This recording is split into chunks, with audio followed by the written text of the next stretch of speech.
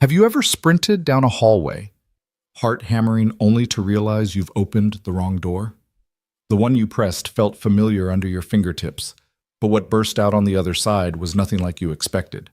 In a breathless second, Alex Turner swung into what he thought was maintenance interview room B, and found himself facing the sleek mahogany table of OneCare Health's CEO. His battered boots scuffed the marble floor as he froze, resume clutched like a lifeline. Across from him, Isabella Quinn rose from behind her leather chair, the corners of her eyes tightening with recognition. The world narrowed to her voice, low and certain. "I've been waiting since 2010. That single line cracked open a decade of struggle, sacrifice, and unspoken debts, rewriting Alex's story before he even sat down. If you believe in life's unexpected pivots and the power of a single moment to change everything, hit subscribe, ring the bell, and drop a comment. What's the most surprising opportunity you've ever stumbled into? Alex Turner's boots had seen better days. The scuffed leather told stories of service calls at dawn, late-night repairs under flickering fluorescent lights, and one too many missed opportunities. But this morning he stood at the foot of a towering glass and steel edifice, clutching a crumpled resume in a manila folder as if it were a treasure map. Maintenance technician interviews were held on the 11th floor, so he'd been told. He slid through the revolving door into the cavernous lobby of OneCare Health. Polished marble floors reflected the soft glow of recessed lighting. A bank of elevators hummed patiently. Near the reception desk, a display touted the company's mission, bringing quality healthcare to every doorstep. Alex swallowed, rehearsed his answers under his breath, and pressed the call button for the 11th floor. The write-up was brief, but felt endless. He clutched the folder tighter, straightened his too-loose tie, and tried to calm the tremor in his fingers. His daughter Emma had helped him rehearse last night, her college textbook spread across the kitchen table as she quizzed him on every possible question. He had to nail this one. The rent was due, and Sophie needed new tires on her bus. When the doors slid open, Alex took a breath and stepped forward, only to be met not by folding chairs or clipboards, but by plush carpet glass-walled offices and the quiet hum of wealth at work. A brass nameplate on a heavy oak door read, "Isabella Quinn, founder and CEO." He hesitated. "Maintenance technician interview," he called, voice cracking. "Come in," came a cool, measured reply. Alex's heart slammed against his ribs as he opened the door. The room was vast, a high-ceiling, floor-to-ceiling windows that framed a panoramic cityscape, and at its center, a long mahogany table. At the head, a woman stood, blonde hair swept into a low chignon slate-gray suit tailored to perfection. Her eyes were sharp, yet held a trace of warmth, as though she were reading his very soul. "Michael Carson," she asked, wrong name, wrong resume. Alex blinked. I'm Alex Turner." Her gaze flicked to the folder in his hand, then back to his face. "Alex Turner," she repeated softly. "Sit down." He crossed the room as if in a dream and lowered himself into the guest chair. His palms were slick. He wiped them on his pants. "Do I know you?" he asked, glancing around for hidden cameras or waiting interviewers who might appear at the last second. She didn't smile. "We met once," she said quietly. It was snowing on Highway 287 near Bozeman. Cold trickled down Alex's spine. That night flashed before him a raging blizzard, his crowbar smashing the Volvo's windshield, the flash of headlights as he pulled a fragile woman free from twisted metal. He'd wrapped her in his coat, refused the cash she offered, and vanished back into the storm to reach his sick wife. He hadn't thought of that rescue in years. "Isabella Quinn," he whispered. She nodded, fingers brushing against the table's polished surface. "I've been waiting since 2010. The words settled over him like snowfall. He opened his mouth, then closed it, throat tight. "I'm so sorry," he managed. "No apologies," she replied, voice steady. "Sit." She motioned to a seat across from her. Alex sank back, holding his folder as if it might save him. His mind raced wrong place, wrong time, and yet every cell in his body told him this moment was right. "Why am I here?" he asked, nearly inaudible. Her eyes softened. "I need your help." She slid a second folder across the table. Inside lay schematics labeled Mobile Health Unit Pilot. Detailed diagrams, supply lists, operational routes, everything a maintenance technician would need to know. Alex's breath caught as he realized she wanted him to lead the caravans he'd only read about in the news. He began. Because she said, leaning forward, "You understand what it means to show up when no one is watching. You saved my life once. Now I want you to help save lives every day." Alex Turner blinked, feeling the floor shift beneath him. The wrong interview had become his greatest opportunity. And in that marble-floored suite, a single moment of past kindness forged the first link of a future neither of them knew they needed until now. Alex's pulse hammered in his throat as Isabella leaned back in her chair, eyes never leaving his face. The sleek office around them, glass walls, polished floors, faded into the background. All that mattered was the echo of her words. It was 2010 on Highway 287. "You found me in a silver Volvo half buried in a snowdrift." He swallowed hard, the memory scrambling forward like wind-driven snow. He remembered the generator job up north, the call from the rest stop manager, a frozen power line, a grumbling diesel engine, the promise of one more paycheck before Christmas. And there'd been a storm, warning, nothing too dire, he'd thought. He'd driven past mile markers, the temperature gauge dipping the blacktop behind him, disappearing under a blanket of white. He must have been half asleep when the headlights picked out the sedan's taillights broken and blinking. He swerved, heart-twisting, as he imagined a stranded family in the silent night. Then the car came into view, nose buried, one wheel spinning futilely in slush. Snowflakes thick as feathers danced in his headlights. He parked his truck on the shoulder, flung on his coat, and yanked his crowbar from the trunk. He trudged through knee-deep drifts, breath stinging his lungs, until he heard her muffled plea. "Please, help." He smashed the driver's window shard, spraying like crystal, and hauled the door open. She was pale shock in her eyes, her coat shredded where metal had crushed it. "Hey, can you hear me?" He'd called his voice rough with snow and adrenaline. He pressed his parka into her shoulders, her breath visible in short, ragged bursts. "Hold on. I'll get you out." He half-dragged, half-guided her to the truck, wrapping his arms around her to keep her upright. He turned back to the Volvo, rummaging his coat pockets for gloves and a flashlight. The storm-hammered branches bowed under snow, and the wind roared like a freight train. But he focused on his task, safety warmth moving forward. He laid her gently across the bench seat of his cab, cranked the defroster, and drove slowly toward the nearest town headlights cutting through the whiteout. He called 911, gave his name, her condition, and held the phone below the dash so she could hear. He didn't stay for thanks. He didn't need them. He only wanted to get home to his wife, whose chemo treatments had been rescheduled again that afternoon. That night, he didn't sleep. He dreamt of medical bills piling at his feet, of hospital corridors, of the woman in the Volvo with fear in her eyes. He closed his eyes and vowed to forget to tuck the moment away like a folded photograph he'd never look at again. And now, in this gleaming office, that moment had come rushing back in full color. Isabella's gaze softened, tracing the lines in his face. "I nearly lost consciousness before you arrived," she said quietly. "If you hadn't come—" Her voice trailed off. Alex rubbed his forehead. "I'm sorry, I didn't—" "Don't apologize," she interrupted gently. "I never got your name, but I never forgot you." Alex's throat tightened. "It was nothing," he murmured. "I was heading home." She tilted her head, studying him. "You didn't just save me, you disappeared before I could thank you. I tracked you down once, but I never found you. Then I buried it in my mind, focused on my work." She sighed as if releasing a held breath. "I built OneCare Health on a single principle: kindness matters. That night taught me that strangers can change our lives forever." His pulse slowed as he absorbed her words. She believed in him, this woman of influence and vision, because of a moment he thought was long dead. He shifted in his seat, uneasy under her steady gaze. "Why bring it up now?" he asked softly. "Because I've been waiting," she said, voice so low it was almost a whisper. "Not just to thank you, but to repay you." She reached into the folder before her and laid the blueprints for a mobile health van on the table. "I want you to lead this team. You know what it means to rescue a stranger in need. I need someone who will show up no matter the storm." Alex stared at the diagrams: onboard generators, vaccine refrigerators, diagnostic kiosks. He felt the weight of the role settling on his shoulders. It was practical work, the kind he knew, hands-on, honest, essential.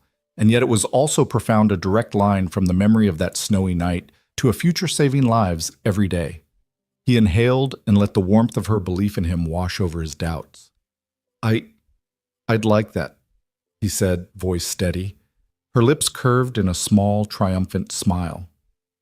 Welcome aboard. In that moment, Alex Turner realized he hadn't walked into the wrong room at all. He'd walked into the second chance he never knew he was looking for, born from a midnight rescue in a blizzard carried across a decade and delivered in a single life-changing moment. Alex Turner settled deeper into the guest chair, his limbs still tingling from the shock of that snowy rescue long buried in his mind. The polished wood armrests felt oddly comforting beneath his calloused palms. For a moment, the office's quiet grandeur, sunlight pooling on the marble floor, the distant hum of traffic faded into the background. All he could see was Isabella Quinn's steady gaze and the faint tremor in her jaw as she gathered her thoughts. I never asked your name. Isabella began, voice low but unwavering. That night, it was just another emergency for me. I had a talk to give at a conference the next morning, and the limousine. She paused, the memory pressing against her composure. It never made it to me. Not that night. Alex's throat tightened. I'm sorry you missed your talk. She managed a small, rueful smile. It was for the board of Biopharm Global. I'd been courted for months. The speech would have been my ticket to the C-suite. I had the outline in my head, clinical trials, market projections. But I was hospitalized instead with a concussion and a few cracked ribs. He winced. That must have been terrible. Worse was what happened afterward. She leaned forward, hands clasped on the table. I woke up in the hospital with a blank schedule and a laundry list of obligations I no longer felt passionate about. The board was disappointed. Investors murmured about my reliability. But in that bed, as I replayed your face through the haze of pain meds, I realized something I'd spent my life chasing: prestige. But prestige hadn't stopped my limo from sliding off the road. It hadn't given me a second chance. Alex swallowed hard. He reached for his folder as though he might hide in its crumpled pages. I never meant to derail your career, he said quietly. She waved a hand. You didn't. You saved my life. But more than that, you gave me clarity. She tapped the mobile unit schematic. When I left the hospital, I sold my shares in that pharmaceutical company and started OneCare Health. No boardroom, no flashy launches, just a mission: bring care to people who can't afford it or can't reach it. I designed these vans to travel where hospitals don't. But I knew I'd need someone who understood more than business, someone who could fix what breaks, whether it's a vehicle, a medical device, or a life in crisis. Alex stared at the blueprint tracing the flow of power lines and storage compartments. I've never done anything like this, he said. I'm a small-town maintenance guy. Isabella's eyes glinted. Exactly. You see broken things, you repair them. You don't ask for recognition, you just do it. That's rare in healthcare. Everyone wants a billboard. You, Alex, are the billboard. He managed a laugh, wry and unsteady. I've always preferred unplugged lights. She leaned back, a hint of laughter in her shoulders. Unplugged light can guide us home just as well. She paused, scanning his face. What do you say? You sit here, or you stand there. You stay in your boots, or you step into these vans. You can keep running mechanical lines in another town, or you can run a mission that changes lives. Her voice softened, including mine. Alex closed his eyes. The memory of that wind-chilled highway, the lit dashboard, the frantic 911 call, it all rushed over him. And beneath it, the ache he'd buried, worry over his wife's failing health, his daughter's future bills piling up like snowdrifts. He'd spent years surviving the storm. Now he could drive it, control it, even flourish in it. He opened his eyes. I'll do it, he said, voice firm. I'll help build these units and keep them running wherever you need me. Isabella's relief was palpable. She rose and crossed to the table's end, offering her hand. Welcome to OneCare Health, Alex Turner. He stood, taking her hand. Her grip was strong, reassuring. In that moment, he felt the weight of possibility settle in his chest. The wrong interview room had become the right one, and the lifeline he'd tucked away years ago had come back to anchor him. She guided him to the window. Below, the city stretched out like a living map. Neighborhoods, hospitals, clinics, and the empty patches between them. This, she said, is why we do it. She tapped the window. In a world that races forward, we stop for people. We bring the light to them. Alex leaned in, looking beyond the glass toward a future that was finally within reach, not just for him, but for every life these vans would touch. He inhaled, tasted the faint scent of pine from the office's lone potted tree and the city's exhaust down below. He let it remind him of that snowy night, the cold, the darkness, and the single beam of warmth that changed everything. No fanfare greeted them, no cheers, no flashing cameras, just the soft click of two lives aligning their courses. And as he turned back to Isabella, Alex Turner realized that sometimes being a survivor means stepping forward, becoming the savior you once needed. In that polished office under the hum of glass and steel, he accepted not just a job, but a calling that was born in the snow and carried through a decade of storms. He sat again, but this time with a sense of purpose beyond the resume in his hand. Isabella picked up his folder, and together they pored over the blueprints, discussing routes, maintenance schedules, staffing logistics. Their voices blended with the city's distant symphony, a dialogue of compassion and mechanics of strategy and service.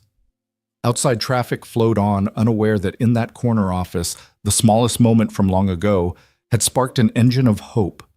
And as Alex Turner traced each line on those sacred documents, he felt the first true warmth of second chances blooming in his chest, ready to illuminate every broken road ahead. Alex Turner exhaled, feeling the weight of the moment settle between them like a soft snowdrift. He'd prepared himself for polite dismissal, an apologetic, "We appreciate your interest," and another resume tossed onto the growing heap of also-rans. Instead, Isabella Quinn was leaning forward, her fingers laced on the polished table eyes, bright with purpose. "I want you on the road," she said. Alex blinked. He shook his head as if to clear it. I thought you were interviewing for maintenance staff. I mean, it's an office." Isabella smiled the kind of smile that reached her eyes and warmed her whole face. "This is maintenance staff, just not the kind you find in an office tower." She tapped the schematic on the table. OneCare's mobile health units, refrigeration for vaccines onboard generators. Diagnostic kiosks, we travel to communities where hospitals are a day's drive away. We need someone who can fix anything anywhere. He swallowed.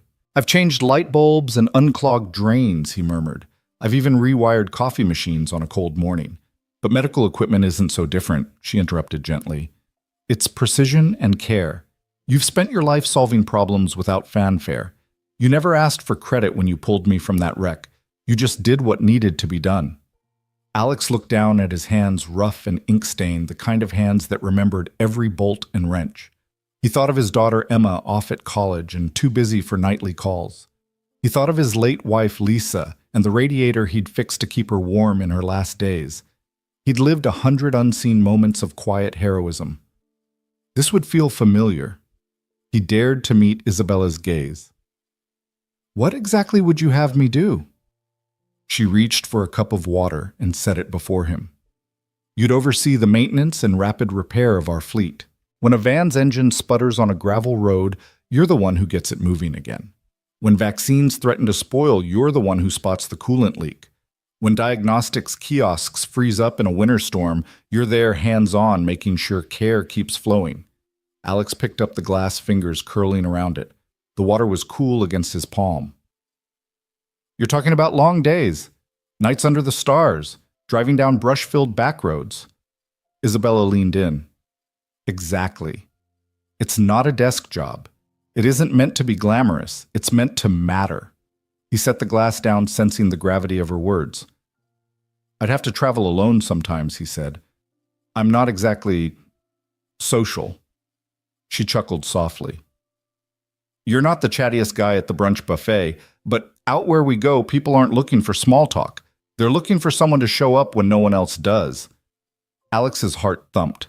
He'd been invisible so long that the idea of being needed, truly needed, felt foreign and thrilling. "And the team," he asked. "Do they respect guys like you," Isabella answered. "You're not a suit barking orders. You're someone who understands the value of a working machine when a life depends on it. You'll be their anchor in the field." He closed his eyes briefly, seeing himself crouched under a van in sleet headlights, cutting fog tools spread like instruments of healing.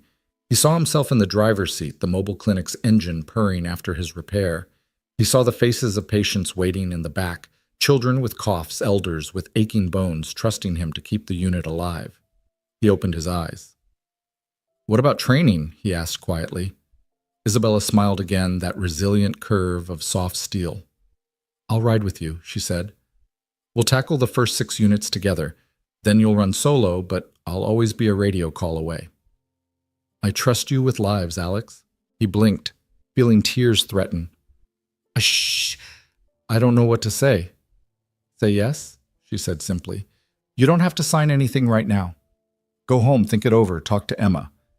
But know this, we need you. I need you." Her sincerity was a mirror reflecting the man he had been and the man he longed to become. He remembered the hope he'd clutched in this same folder years ago, hope that had dimmed under the glare of hospital bills and dead-end paychecks. Now possibility glowed once more. He swiped a hand over his face. "I want to say yes," he said, voice rough. "I need to say yes." Isabella rose, extending her hand. He stood and took it. Her grip was firm, grounding him. "Welcome aboard, Alex Turner," she said. He exhaled in relief, the tension seeping away. He settled back into his chair for a moment, letting the decision sink in. It wasn't just a job offer, it was a lifeline cast to a man adrift for far too long. They spent the next hour hashing out details, schedules, supply chains, field protocols. His questions were met with practical answers and thoughtful support. He learned the mechanics of the onboard generators, the backup systems for cold storage, the remote diagnostics apps they'd developed. Isabella sketched a route from the city to an isolated mining town, nodding as he pointed out potential hazards, narrow passes, landslide zones, river crossings. By the time he closed his folder, Alex felt more certain than ever. The wrong interview had become the pivot point of his life. He imagined the unvarnished roads ahead, mud-slick forest trails, sun-baked desert highways, early mornings refilling the water tank in a gentle dawn, late nights repairing heat strips in an icebound canyon. He imagined the smiles of patients who'd see the OneCare logo and no help had arrived. Isabella walked him to the elevator. As its doors closed, she called Monday 6 a.m., back here. He nodded, the quiet thrill of anticipation in his chest. "I'll be here." The doors slid shut, and when he stepped back into the lobby, the polished world seemed softer, more welcoming. He slipped his resume into his coat pocket, warehoused now by fate, and took the stairs 2 at a time. Outside, the autumn air was crisp, carrying the faint scent of fallen leaves and city traffic. He drew in a deep breath, savoring the cold. He thought of Emma, how he'd tell her tonight, and of Lisa, how he'd honor her memory with every repair that saved a life. As Alex Turner walked away from the glass doors of OneCare health boots clicking on the pavement, he realized this was more than a job. It was redemption. It was purpose.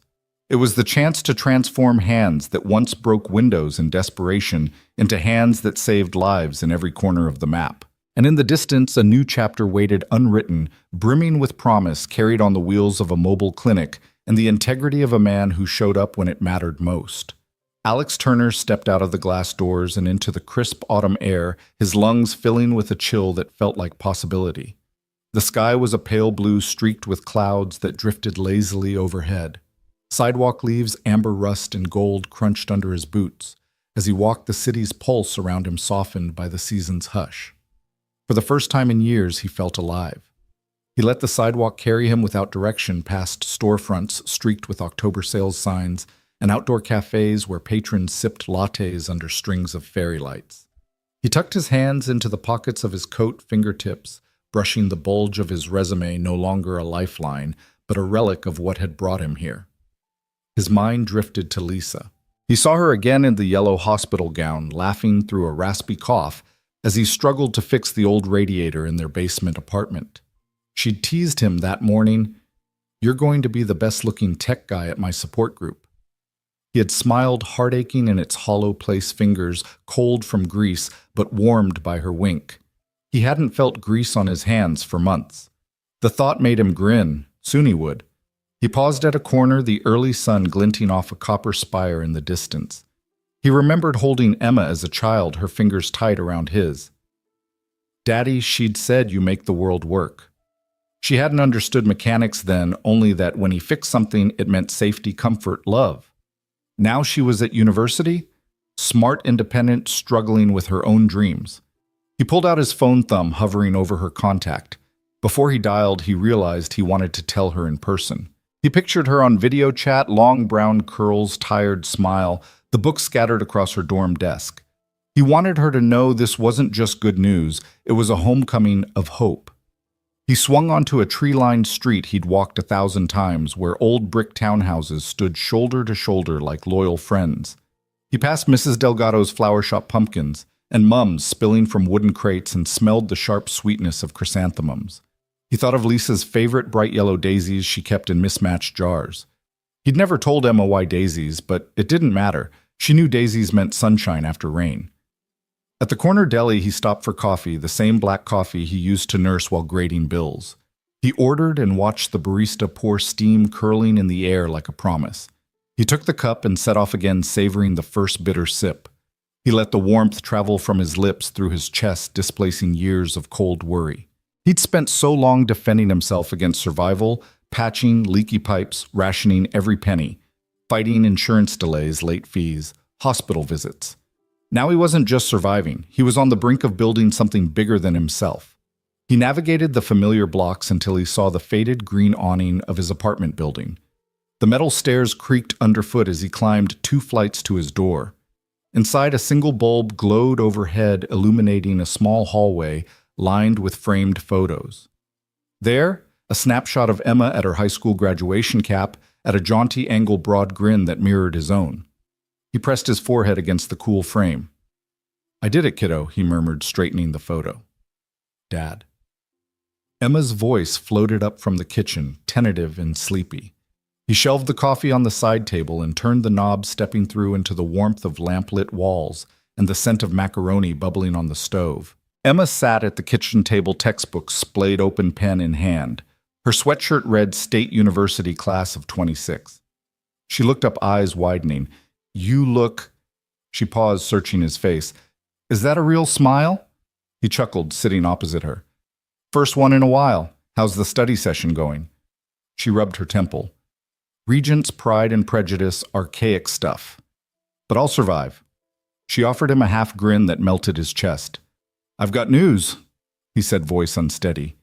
He reached into his coat.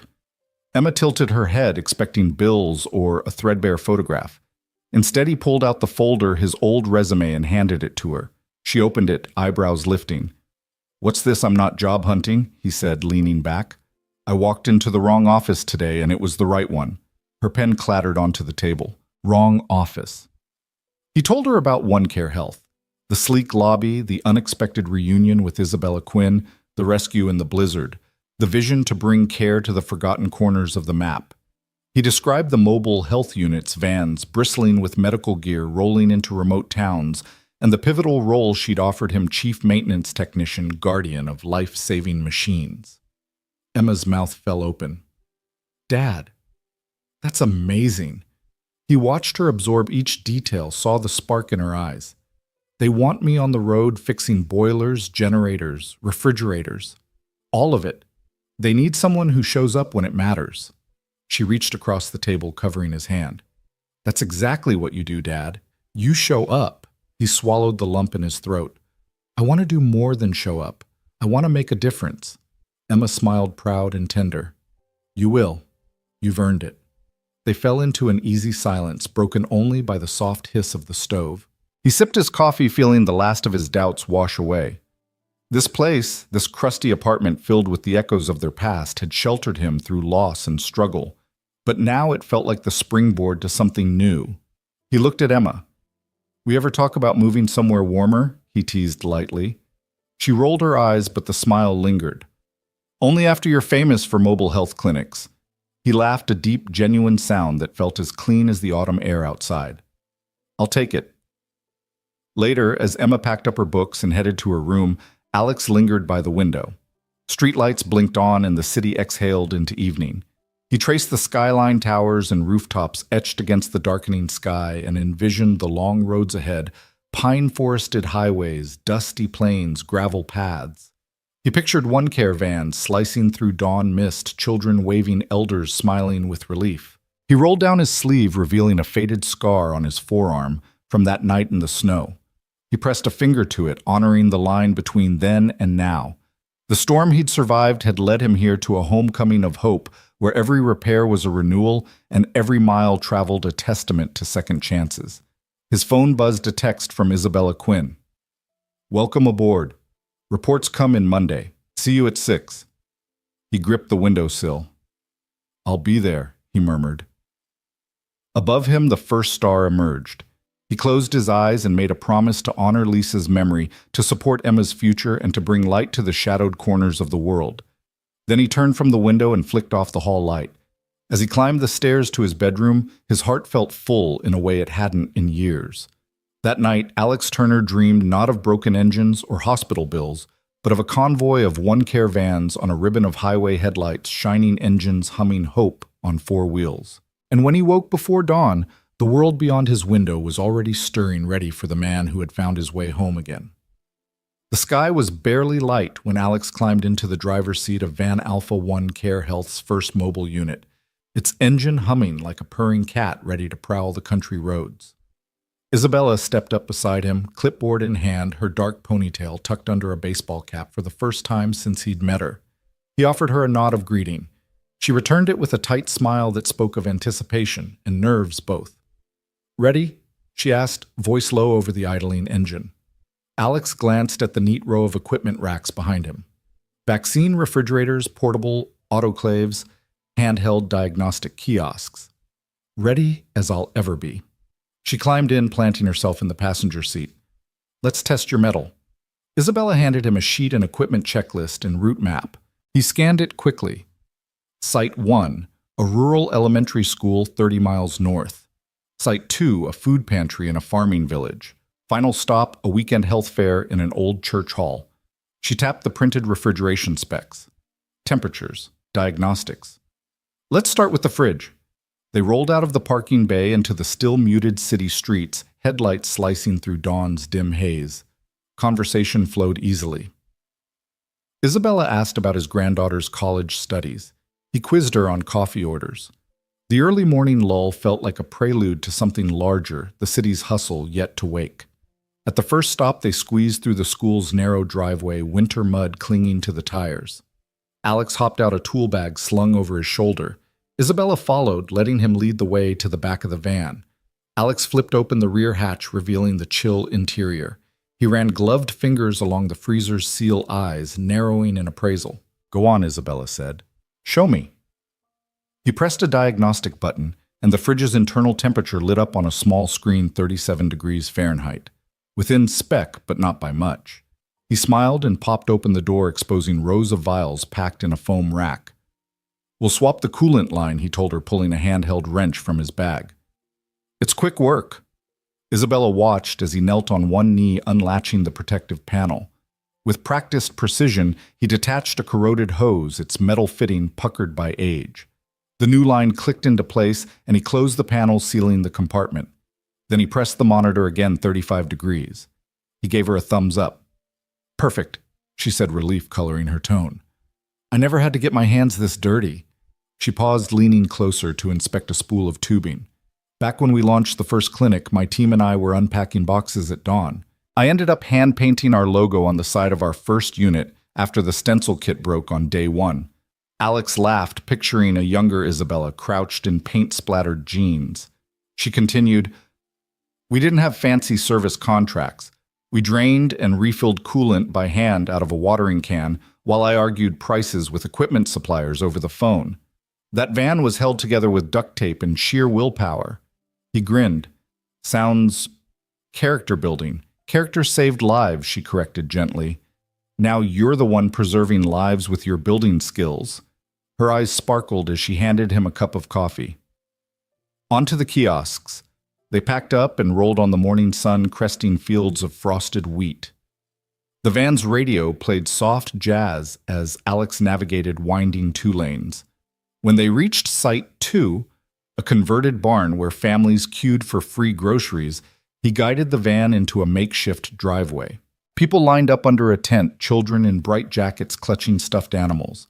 Alex waved and Isabella waved back her presence, both authoritative and approachable. Inside the barn, he unloaded the diagnostic kiosk's touchscreen units that measured blood pressure, heart rate, and blood glucose. One was unresponsive. Its screen flickered, then froze.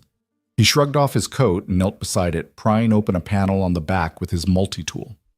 Circuit boards lay beneath small wires snaking across layered boards. "Go ahead," he said without looking up. "What do you see?"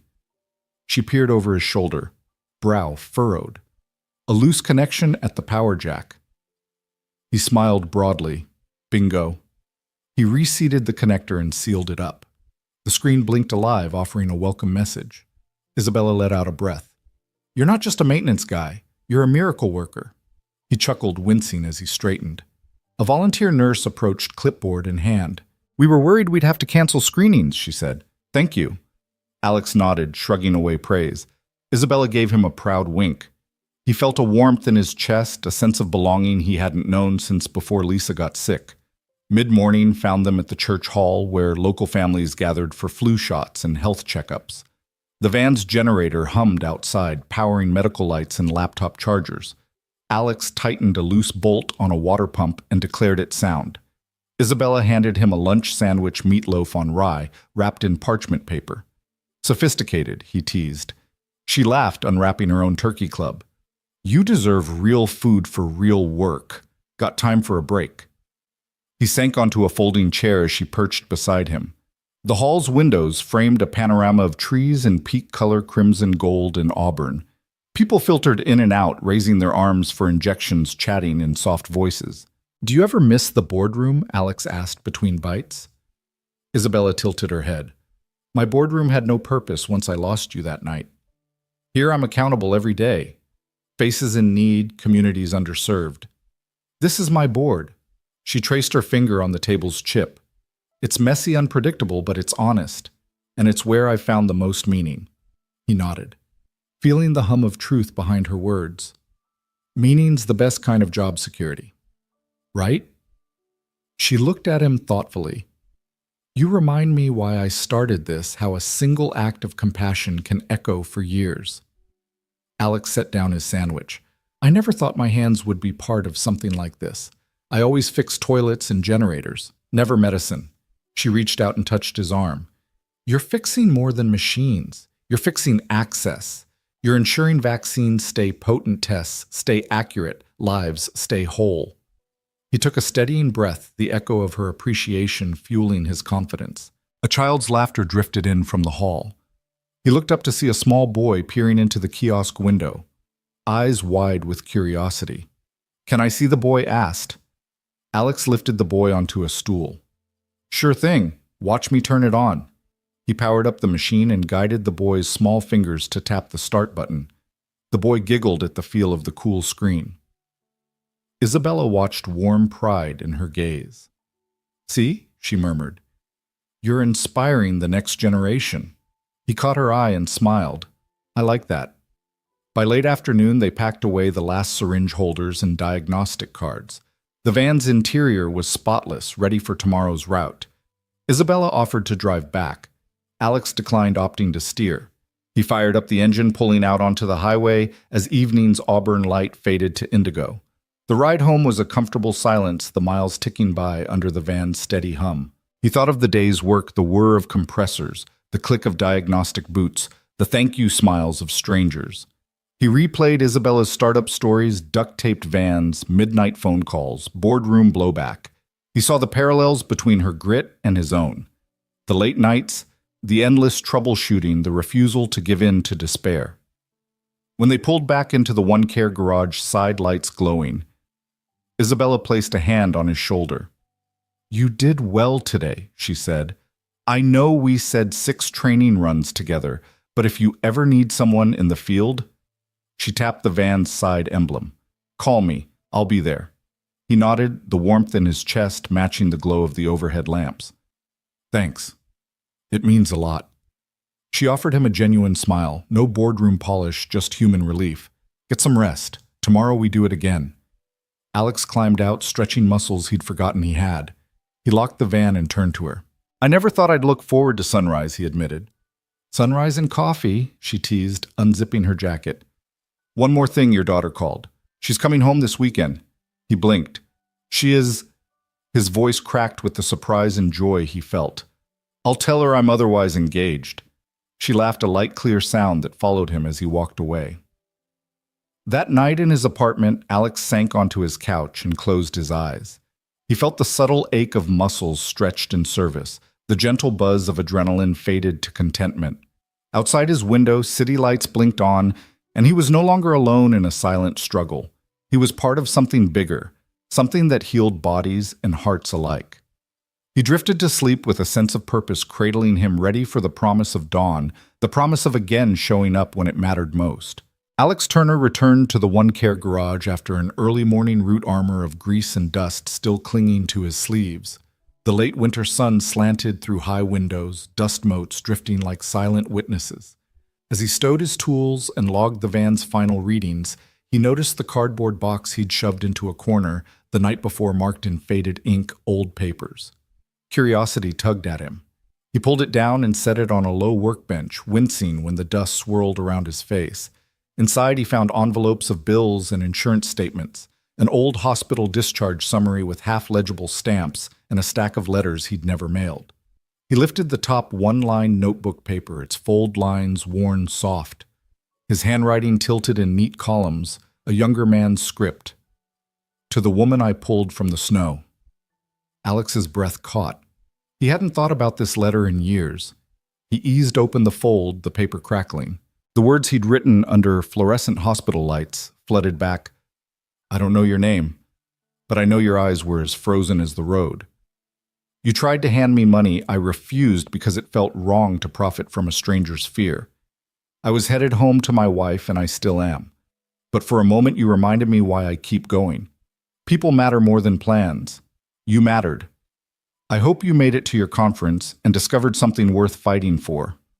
One day I hope I can repay this kindness. Maybe you'll never see this, but I needed you to know you made a difference in a dark night. Signed, Michael Carson. He blinked once, then twice, as the memories surfaced, the sting of the bitter air, the feel of her coat across his shoulders, the hum of his truck's heater bringing warmth back into her cheeks. He'd never mailed that letter, couldn't bear to intrude on someone he'd barely known. Yet here it was, a bridge between past and present, yellowed but intact. He folded it again, slid it into his coat pocket, and left the garage without a word. The elevator to Isabella's office seemed to take forever. His heart hammered, uncertainty swirling like the dust he had disturbed. Would she even remember this scrap of paper? Would it matter now that he was her lead technician? On the 11th floor, the receptionist looked up from her screen. You here for a meeting, Mr. Turner? She asked politely, scanning her book of appointments.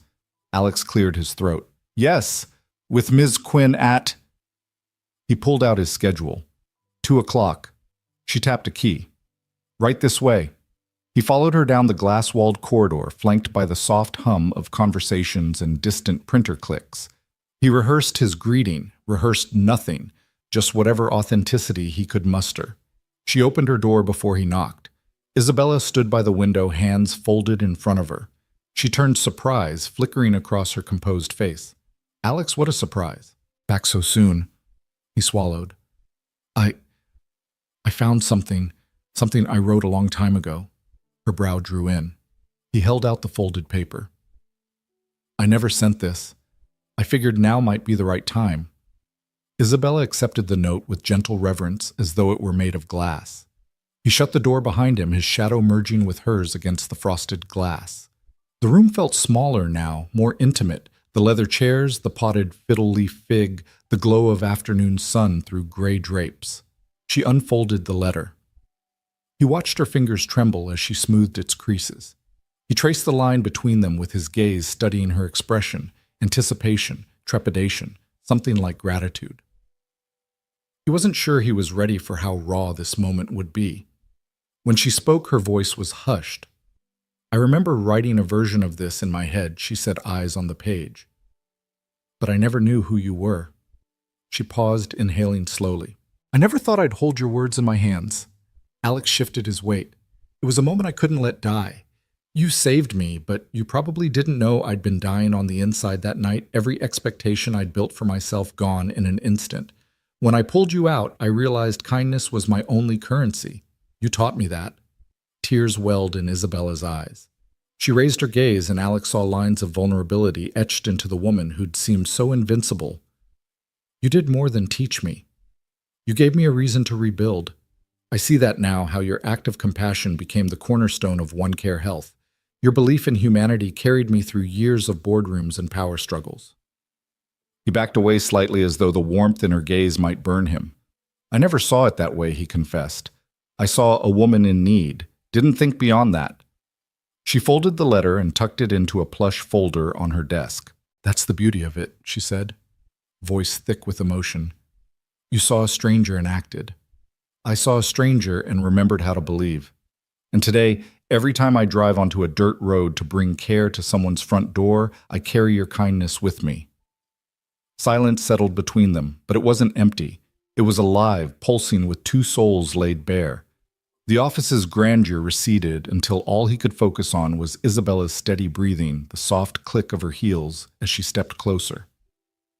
I want you to know, she said, her hand hovering over his, that this company, this mission, it's built on your kindness, and I'm deeply grateful. Alex's throat tightened. He looked down at their hands nearly touching and then back at her face glistening with tears. Thank you for bringing me back, he whispered, for giving me work that matters and letting me be part of something I can be proud of. She nodded, letting out a shaky breath. You've given me so much more than that. In that shared glance, time folded in on itself, the stormy highway, the hushed hospital corridors, the gleaming conference room, the honking engines of the mobile clinic. Past and present converged in a powerful promise they would move forward together, not just as CEO and technician, but as two people bound by an unsung letter and the truth it revealed. They stood in the quiet aftermath of confession, neither ready to break the spell with small talk. Finally, Isabella broke the silence. I'll frame this, she said, touching the letter gently. It belongs here. She motioned to the empty wall beside her desk, already picturing it as a testament to their shared journey. Alex nodded, his heart unburdened for the first time in years. Thank you, he whispered once more, for this and for everything. As he turned to leave, he realized there was no wrong room, no misstep.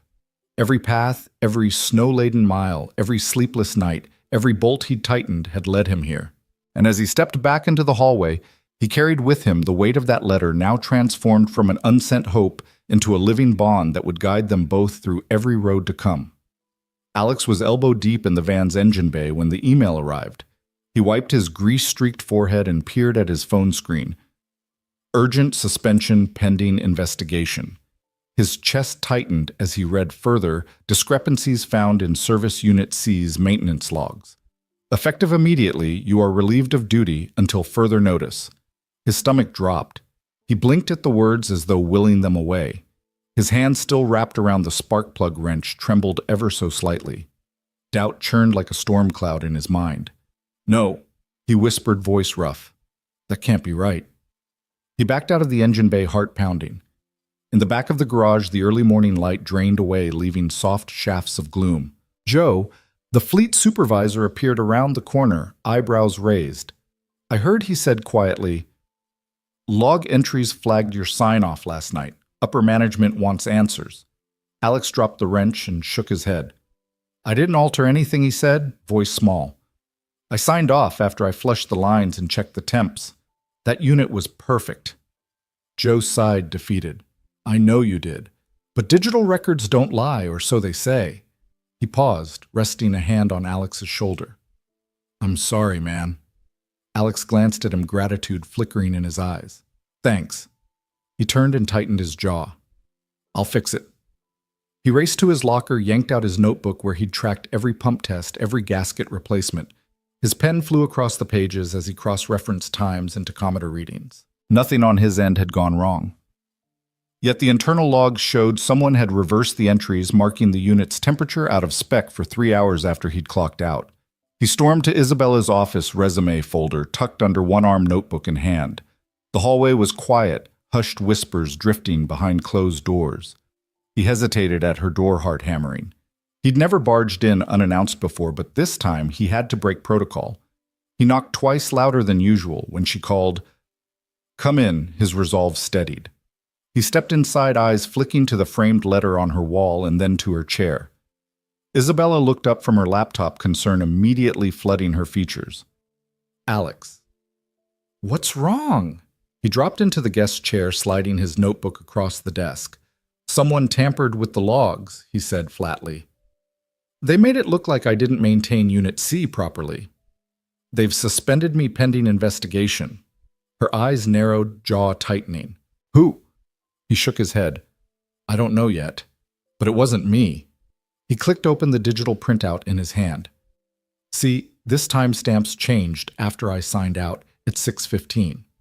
Someone with access logged in at 7:20 and altered the entries. Isabella leaned back silent for a long moment. Then she stood and crossed to the window, pressing a hand against the cool glass.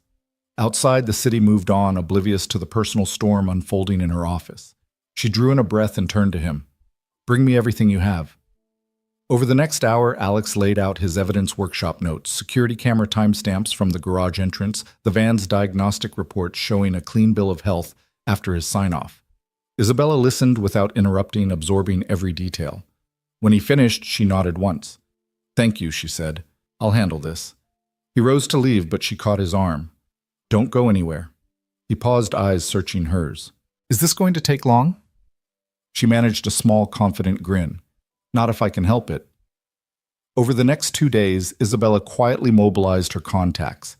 She summoned the head of HR for a closed-door meeting presenting the security footage showing Alex leaving the garage at 6:10, rushing home for a family emergency, an unplanned hospital visit for his niece, he'd told her. She pointed out timestamps on his shift log, the GPS data from the mobile app showing his route, every meticulous record he'd kept. She confronted the team's junior technician, Derek, whose badge swipe matched the altered entries. His protest dissolved under the weight of timestamps and surveillance. By the end of the meeting, Derek was suspended pending formal review. Meanwhile, Isabella issued a company-wide memo, Integrity and Accountability Form, the bedrock of OneCare Health. False accusations and tampering will not be tolerated. She reinstated Alex with immediate effect, sending a personalized email copying HR and the board. Mr. Turner's reputation is beyond reproach. We apologize for the distress this incident caused him. On the morning Alex arrived, he found Isabella waiting by Van Beta. Her stance unwavering. He climbed out, spotting the new memo on the bulletin board. Relief surged in his chest as he read the words of support from the highest office. Isabella offered him a cup of coffee, strong black, and met his gaze squarely. I heard what happened, she said softly. Are you okay? Alex took a shaky sip, savoring the warmth. Thanks to you, he replied. He paused, searching for the right word. I was terrified of losing my place. She tucked a loose strand of hair behind her ear. You won't lose me, she said firmly. I know who you are, Alex. I trust you more than anyone on this team. Don't let one person's jealousy make you doubt your worth. He nodded, the tremor in his shoulders easing. I almost did. She placed a hand on his arm. Then let's get to work. We've got hospitals to reach. Her smile was gentle and strong. Besides, I need my miracle worker back on the road. He matched her smile with one of his own, steady, genuine. I'm here. Together they climbed into Van Beta, Isabella in the passenger seat, Alex at the wheel. As he fired up the engine, the dashboard lights glimmered into life. He glanced at her, the man who once pulled her from a frozen wreck, now pulling a mission forward through rugged terrain. Next stop, he asked, scanning the route on the GPS. She handed him the itinerary. Pine Valley Clinic. They're expecting us at 10. He nodded, shifting the van into gear. The tires rumbled over cracked pavement, echoing his renewed resolve. Isabella watched him over the dash, pride and relief shining in her eyes. As they pulled away, Alex allowed himself a breath he'd been holding for days. An exhale of vindication, of belonging, of standing up not just for himself, but for the values that had brought them together. The open road stretched before them, and in the back of the van, life-saving equipment waited. Together they drove on, unwavering in their purpose. And in that shared mission built on kindness, trust, and unwavering support, their bond deepened, unbreakable against any storm or saboteur that dared to cross their path. The morning light filtered through the floor-to-ceiling windows of OneCare's planning room, illuminating a long table strewn with blueprints, laptops, and coffee cups. Isabella Quinn stood at the head of the table, sliding a fresh set of schematics toward Alex Turner. Her voice, calm but energized, carried across the hushed room of engineers and project managers. "Alex," she began, "this is the layout for our Pine Valley Clinic Hub, but I want you to co-lead this build with me." He let the edge of the paper brush his fingertips. Next to him, his tool bag sat like an old friend ready for the field. He looked at her, surprise flickering in his eyes. "Me co-lead?" he asked, voice steady but incredulous. She met his gaze with a faint, confident smile. "You've earned it. Your work on the mobile unit showed me how to balance compassion with practicality. I need that perspective here on a larger scale." Alex traced the corridors on the blueprint reception exam rooms, a lab storage for supplies, and a community meeting space. Each line represented hours of need assessment in rural clinics where patients once waited in line under tents.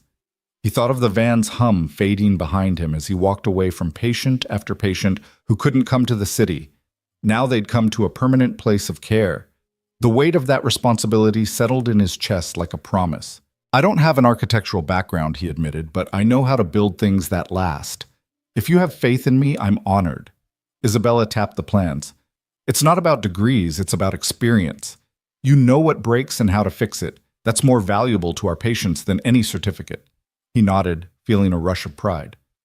Around them, team members stirred some exchanged smiles at Alex. Others jotted notes as Isabella outlined timelines. She introduced him. "This is Alex Turner, our Director of Field Operations. He'll be coordinating construction schedules, ensuring equipment compatibility, and troubleshooting any issues on site." Hands shot up with questions about power backups, supply chain contingencies, local contractor bids. Alex leaned forward, offering clear, concise answers drawn from years of hands-on maintenance and logistics. He spoke of mobile van repairs, then translated those lessons to load-bearing walls and HVAC systems. His confidence built with each response. He realized that leadership didn't require mastery of every detail, just the ability to find solutions and rally a team. By noon, they broke for a working lunch in the adjacent kitchenette, where volunteers from headquarters assembled sandwiches. Isabella grabbed a plate, motioning Alex to join her at a small table by the window. The cityscape stretched behind them, cranes and rooftops, a testament to the world they were reshaping. "Thank you for stepping up," she said quietly, carrying 2 turkey clubs wrapped in foil. "I know you've already given everything to OneCare." He took a bite and chewed thoughtfully before replying. "I believe in what we're doing. It feels personal." He glanced at her. "You gave me that chance when I needed it most." Her shoulders relaxed, a rare vulnerability in her posture. "You repaid me tenfold by believing in this mission. I want us to build something that lasts not just for patients, but for the organization's future." She paused, searching his eyes. "And I want us to build something together." Alex set down his sandwich, a tingle of warmth blooming in his chest. Together, he echoed. The word felt heavy with possibility. Their afternoons blurred into evenings of strategy sessions, estimating concrete orders, vetting fencing materials, sketching the layout of exam chairs and waiting room benches. Isabella and Alex traded ideas. He suggested alternative cold storage units based on his van experience. She adjusted pathways to optimize patient flow.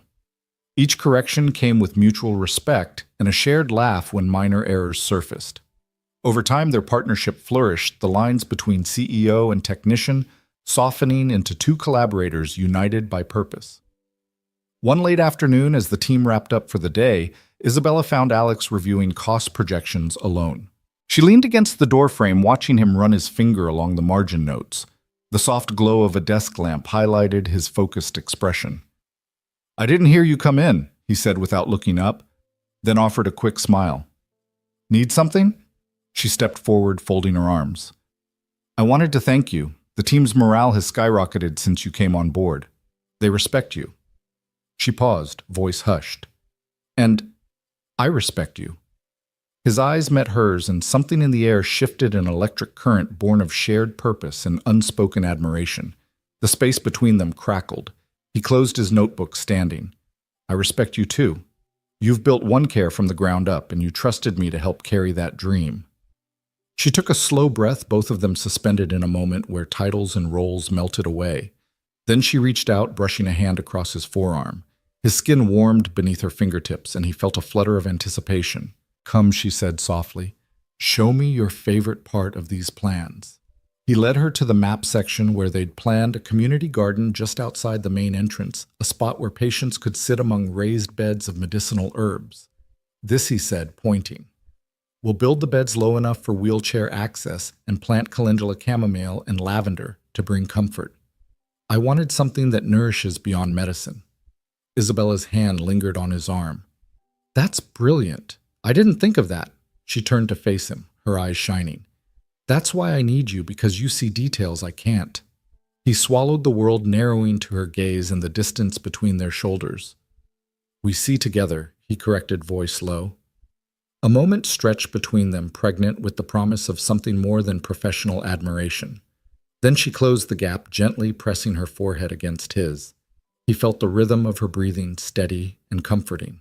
"I'm glad we're building together," she whispered. He rested his hand on her waist, warm through her blazer. "Me too."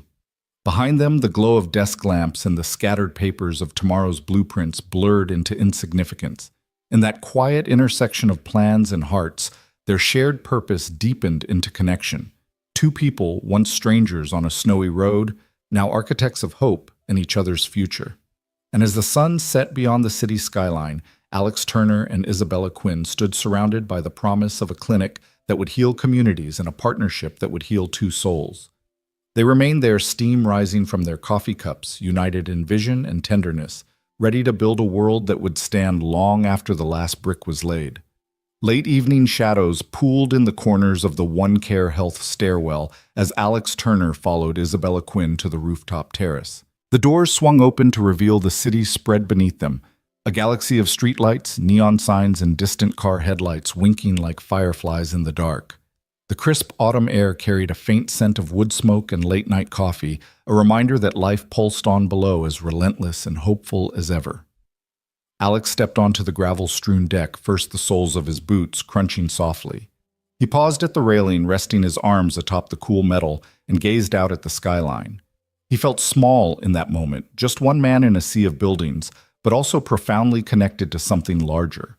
After weeks of shifting from emergency calls to stifled accusations and triumphant vindication, this quiet space felt like a sanctuary of clarity.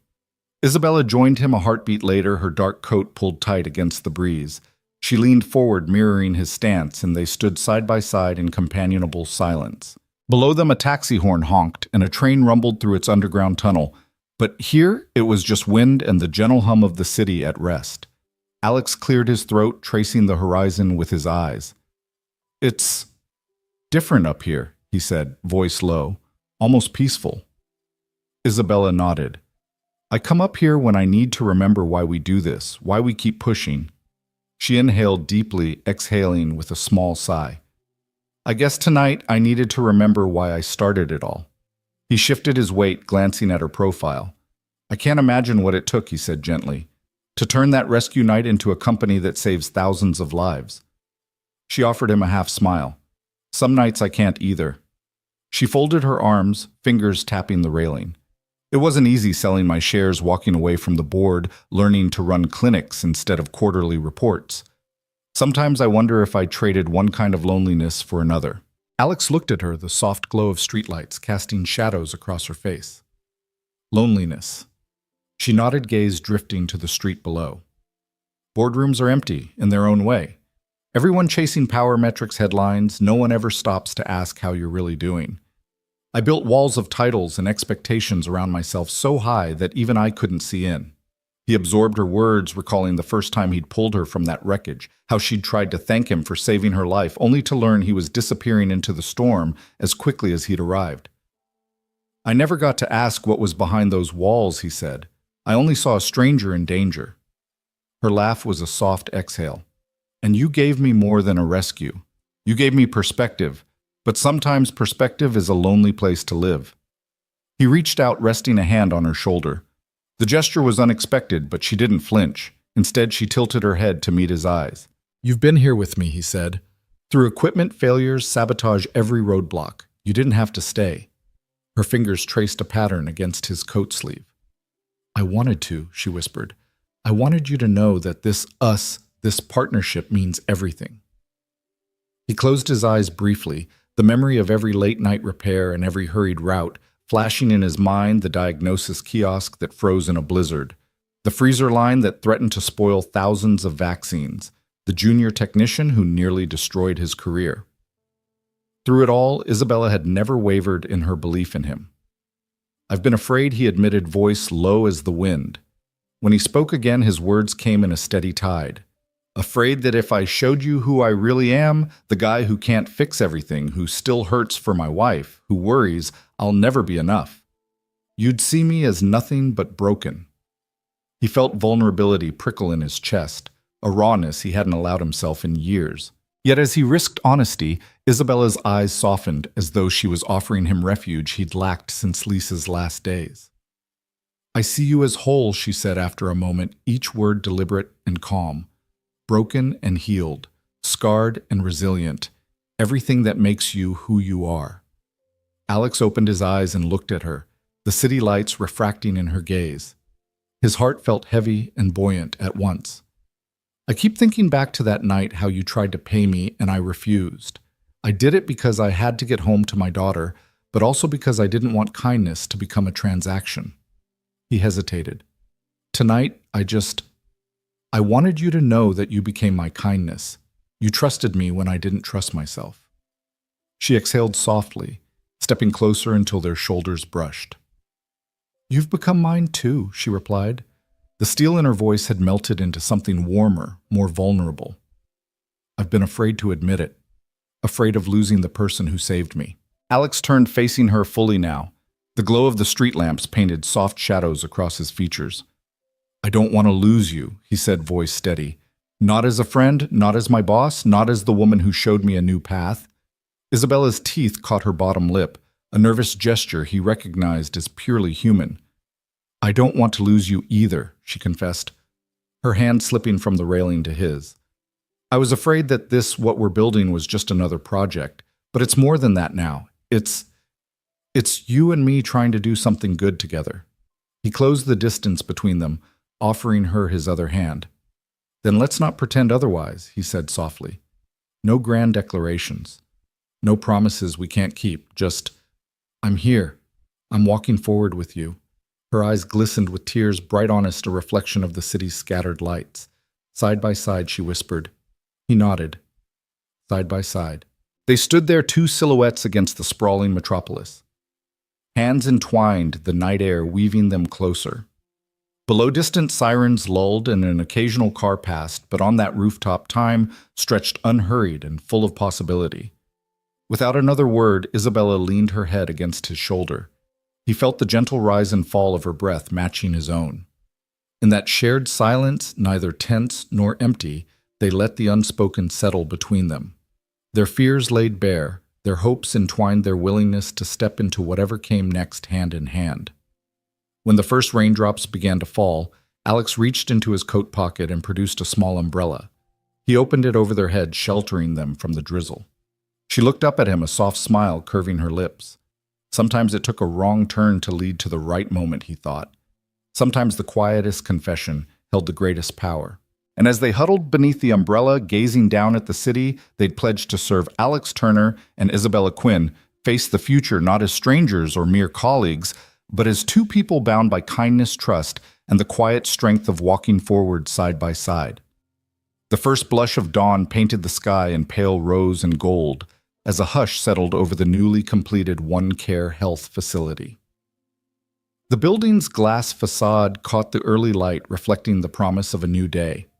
Volunteers and staff assembled on the sidewalk, nurses in crisp scrubs, technicians still blinking away sleep